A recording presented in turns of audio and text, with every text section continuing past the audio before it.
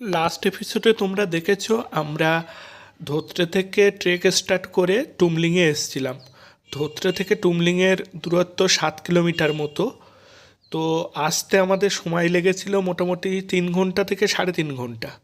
তো আমাদের ট্রেকটা যেহেতু টুমলিং অবধিই ছিল, তো টুমলিংয়ে এসে আমরা টিফিন করলাম, একটু এদিক ওদিক ঘুরলাম, 2 ঘন্টা মতো টাইম এক্সপেন্ড করলাম এখানে করে। এখন বাজে 1টা।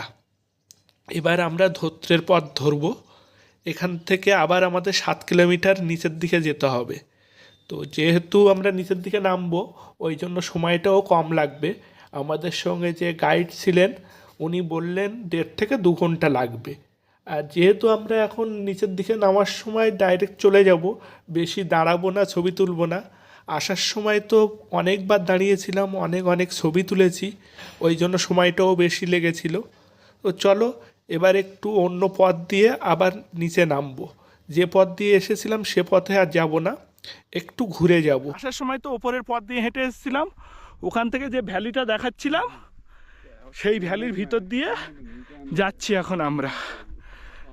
দেখো এখন একটু শর্টকাটে যাচ্ছি। আর এই যে এই পাহাড়টা দেখতে পাচ্ছি, এটা মেঘমা, ওই জায়গাটার নাম। বিনোদ ভাইয়া বলল যে এসছি তো মেন রোড ধরে, একটু শর্টকাটে যাই তাহলে ভালো লাগবে। একদম ন্যাড়া পাহাড়ের মধ্যে দিয়ে আমরা যাচ্ছি।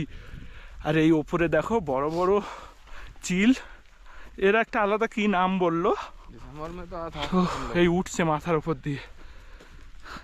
এখানে সারা দিন যদি দাঁড়িয়ে থাকা হয় কোনো অসুবিধা হবে না, এখানে শুয়ে বসে কাটানো যাবে। আর এখানে কিন্তু ক্যাম্পিং করতে দারুণ লাগবে। 3জন এই ধুধু প্রান্তরের মধ্যে দিয়ে যাচ্ছি। ট্রেকের মজা এখানেই, তোমার একেবারে প্রকৃতির সঙ্গে একাত্ম হয়ে যাবে। প্রচুর ফুল ফুটে আছে গাছটায়। আর এবার আস্তে আস্তে আমরা মেঘে ঢেকে যাব, মেঘগুলো আসছে ওপাশ দিয়ে। ও কি অপূর্ব হাওয়া! দেখো সব লুজ পাথর, এইগুলোতেই হাঁটা রিস্ক, একটু পা এদিক ওদিক হলেই মুচকে যাবে, খুব সাবধানে। হ্যাঁ,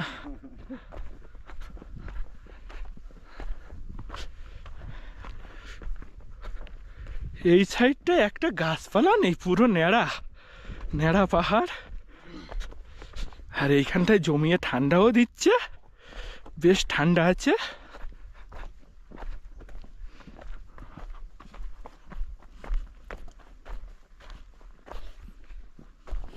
কত যুগের পর যুগ মানুষ এই পথ দিয়ে হাঁটাহাঁটি করে এইরকম একটা পথ তৈরি হয়ে গেছে। শত শত হাজার হাজার বছর ধরে মানুষ এইরকম পাহাড়ের ভিতর দিয়ে হেঁটে হেঁটে যাচ্ছে। স্থানীয় মানুষরা তো এইসব পথই ইউজ করে। আর এই আবার মেঘ চলে এসছে, মাঝে মাঝে এরকম মেঘ চলে আসছে।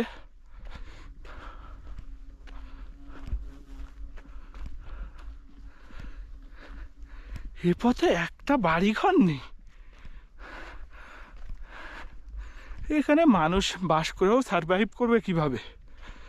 যেগুলো মাছের জন্য দরকার এইসব জায়গায় তো পাবে না। বর্ষাকালে এখানে কি অবস্থা হয়, ভয়ঙ্কর রূপ নেয়।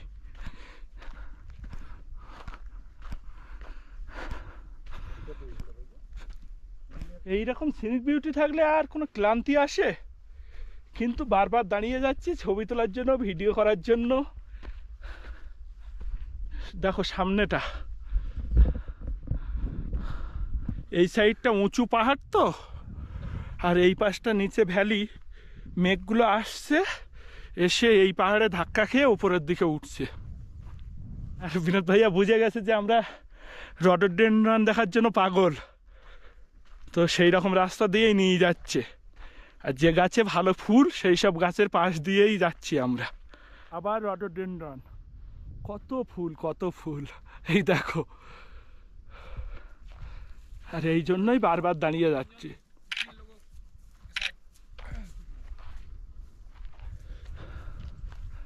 এই গাছটাও ভালো ফুল আছে।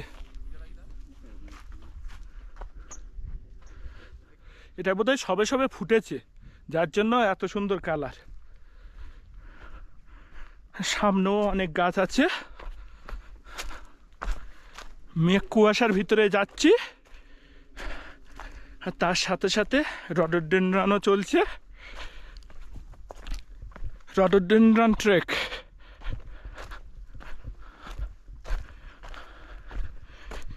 নেপালি ভাষায় একে গুরাস বলে। তো এই গুরাস ফুলকে নিয়ে নেপালি অনেক গান আছে, কিন্তু আমাদের যেমন পলাশ ফুল নিয়ে প্রচুর গান রয়েছে জঙ্গলমহলের, ওই রকম। আর নেপালের কিন্তু জাতীয় ফুল হচ্ছে এই রডোডেনড্রন বা গুরাস। এই গাছটারও ফুল খুব সুন্দর। একটু আগেই তোমাদের ক্লিয়ার দেখালাম, আর সাথে সাথে মেঘে ঢেকে গেছে।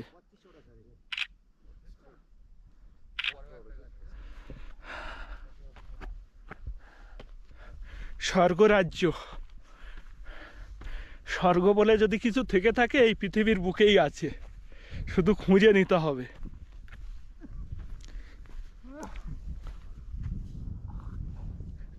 এখান দিয়ে কিন্তু ওঠার রাস্তা নেই, না ওই পাশ দিয়ে এসো।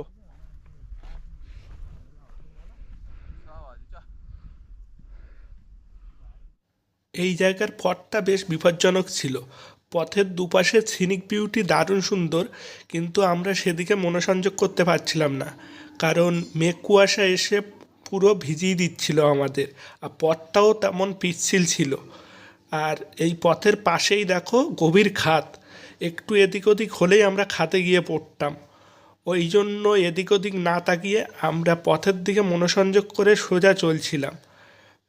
আর এই মেঘ কুয়াশায় না একটুও দেখা যাচ্ছিল না দূরে কোথাও।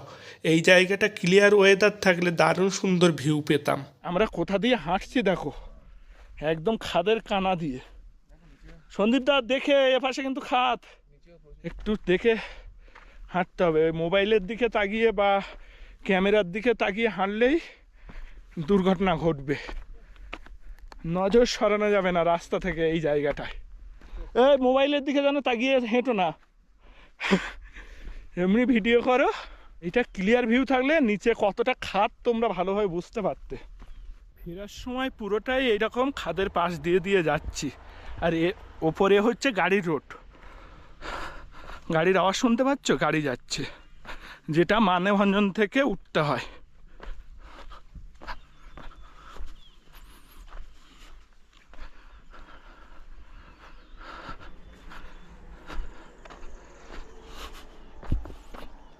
আমরা এখন যেখান দিয়ে হাঁটছি এর ঠিক অপোজিট পারে দিয়ে আসলাম। ও পারটা পুরো নেড়া, একটা গাছ নেই, ধুধু প্রান্তর। আর এ পাশটাই জঙ্গল। দেখছো বিনোদ ভাইয়া দেখে দেখে দেখাচ্ছে, আমি খেয়াল করিনি বাম পাশেই অত ফুল ছিল। আবারও আমার খতরনাক হিন্দি শুনে তোমরা হেসো না, খতরনাক হিন্দি,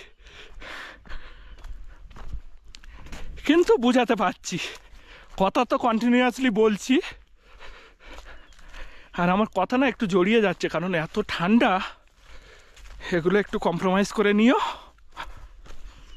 তোমরা ভিউটা এনজয় করো, আমার কথা শোনার দরকার নেই। ইদাচ্ছে না ইদাচ্ছে নিচে। হ্যাঁ হ্যাঁ, সন্দীপ দা এইখানে দেখে নামবে। हाँ हाँ लेके आइए।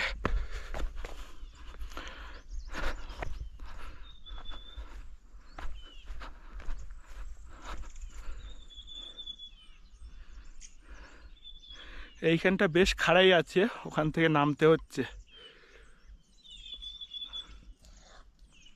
তো বিনোদ ভাইয়া দাঁড়িয়ে পড়েছে, যেহেতু সন্দীপদা পিছনে আছে ওই জন্য। আর আমাদের সঙ্গে আর একজন জয়েন হয়েছে, ওনার বাড়িতেও, ওনার বাড়ি ধরতে একসঙ্গেই যাচ্ছি। এই তখন এই গাছটায় প্রচুর ছবি তুলেছি, প্রচুর ছবি তুলেছি যাওয়ার সময়। আর দাঁড়াবো না এখানটায়।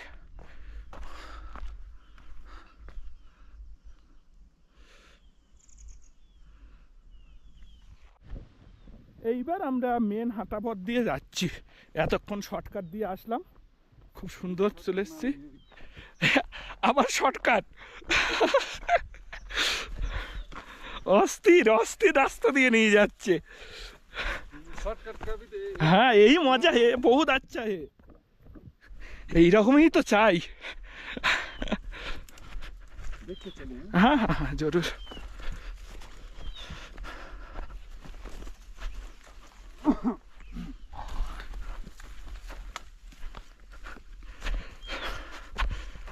কাঞ্চনজঙ্ঘা যে দেখতে পাইনি তার জন্য কোনো আফসোস নেই। এত ফুল আর এত সুন্দর রাস্তা। হ্যাঁ দেখো সামনে ফুলগুলো ঝরে ঝরে পড়ছে, তোমরা হয়তো ক্যামেরায় বুঝতে পারবে না, কিন্তু আমরা খালি চোখে দেখতে পাচ্ছি। যখন হাওয়া আসছে তখন ফুলগুলো ঝরে ঝরে পড়ছে। পুরো ফুল বিছিয়ে রেখেছে আমাদের জন্য, দেখো। এর ওপর দিয়ে না মারিয়ে যেতে খুব খারাপ লাগছে, ওই জন্য ফাঁকা দেখে দেখে পা দিচ্ছি।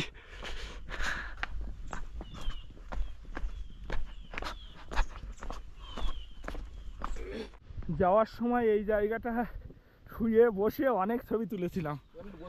বিশাল বড় ভ্যালি। হ্যাঁ বসবো একটু।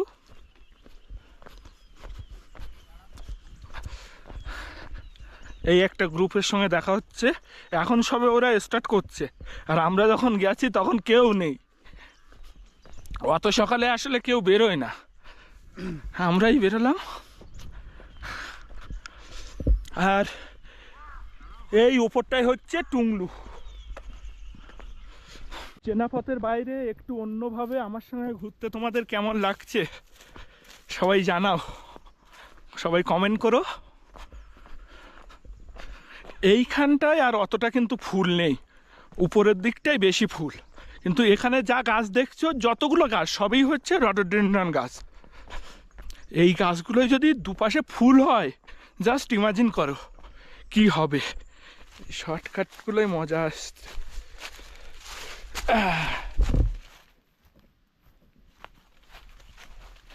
এখানে একবার হরকালে খবর হয়ে যাবে।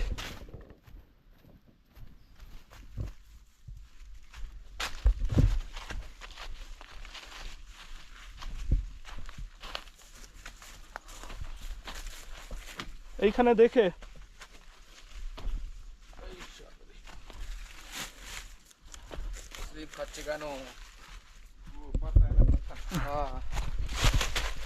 এটা কিন্তু লুজ পাথর আছে।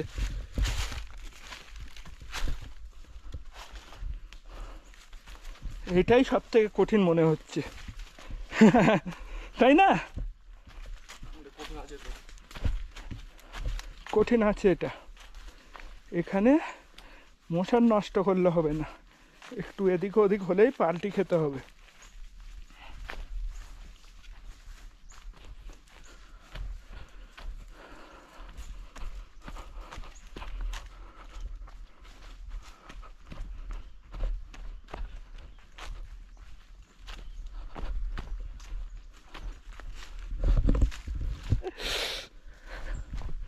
সব কিছুই ফিল নিতে হবে।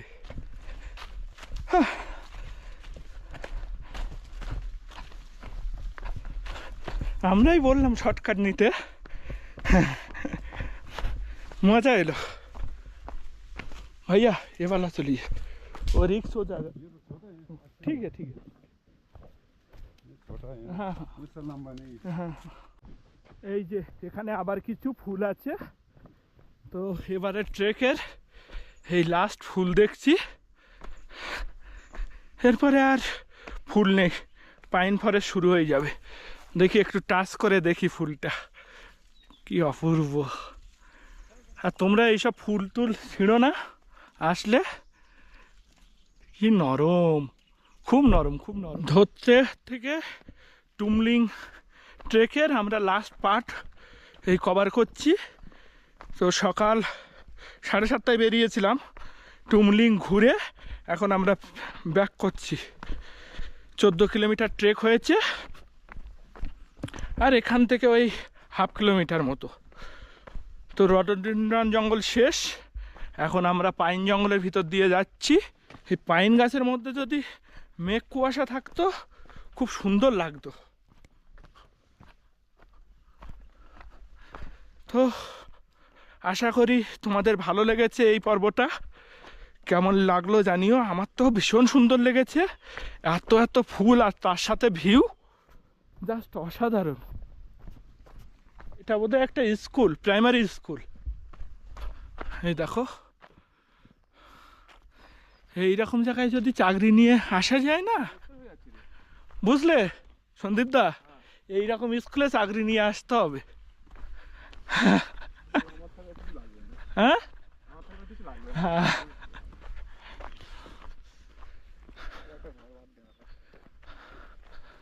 পাইন ফরেস্টটাও কিন্তু অপূর্ব লাগে। আর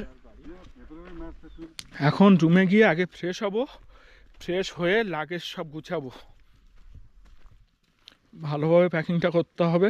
সব ছড়িয়ে ছিটিয়ে আছে, শীতের জিনিস টিনিস সব ঢুকিয়ে দেবো।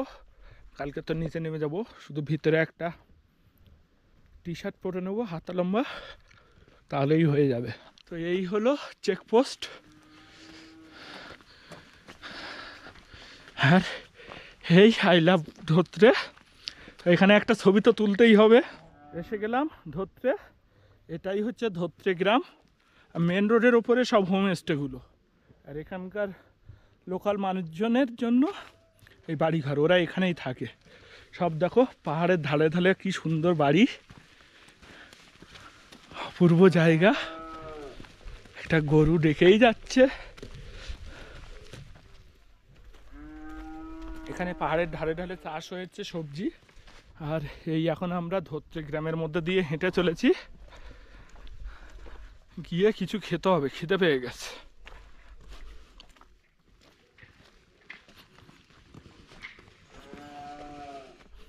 এখানে একটা ম্যাপ দেওয়া, এখান থেকে কোথায় কোথায় ট্রেক হয় তোমাদের একবার দেখাই, দাঁড়াও।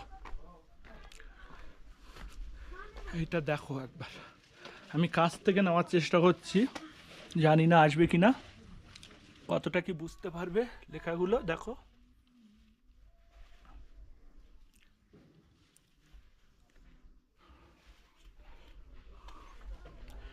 সিংহলীলা জাতীয় উদ্যানের ট্রেক ম্যাপ এটা। এখানেও একটা সুন্দর ড্রয়িং করা ওয়ালের গায়ে, দেখো সাইকেলিং, ট্রেকিং, প্রচুর গুড়াস ফুলের ছবি, পান্ডার ছবি দেওয়া আছে, ইয়াকের ছবি দেওয়া আছে, আর এই যে কাঞ্চনজঙ্ঘার ছবি তার সাথে সাথে। হোমস্টেতে ফিরতে অনেক বেলা হয়ে গিয়েছিল, যার জন্য আমাদের জন্য আর ভাত ছিল না। আমরা বলে গিয়েছিলাম যে আমাদের জন্য ভাত রাখতে হবে না, যদি তাড়াতাড়ি ফিরি তাহলে রুটি করে দেবেন। তো আমরা ফেরার সঙ্গে সঙ্গে রুটি, ডিমের অমলেট আর একটা আলুর তরকারি করে দিয়েছিল, যেটা খুবই টেস্টি ছিল। তো আমাদের আসতে সময় লাগলো টুমলিং থেকে মোটামুটি 1.5 ঘন্টা থেকে 2 ঘন্টা, 7 কিলোমিটার। তো চলে এসেছি আমাদের হোমস্টে। আর এই যে আমাদের হোমস্টেটা, ওই হোমস্টের সামনে থেকে দারুণ ভিউ পাওয়া যায়। তো চলো এই পর্ব এখানেই শেষ করছি, দেখা হচ্ছে আগামী পর্বে। আগামীকাল আমরা বাড়ি ফেরার পথ ধরবো। তো একটা নতুন পথ দিয়ে যাব, যে পথ দিয়ে এসেছিলাম সে পথে আর যাব না। আশা করি সেটা তোমাদের খুবই ভালো লাগবে। চলো টাটা।